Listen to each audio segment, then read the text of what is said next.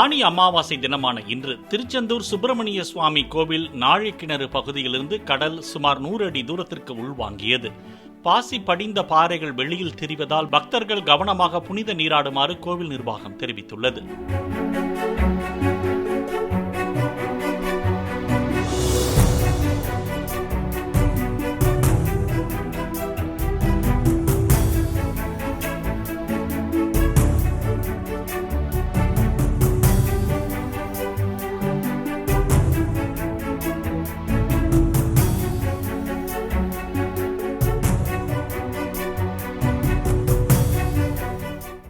Play store மற்றும் app ஸ்டோரில் இருந்து பாலிமர் செயலியை QR கோடு மூலம் பதிவிறக்கம் செய்யுங்கள்.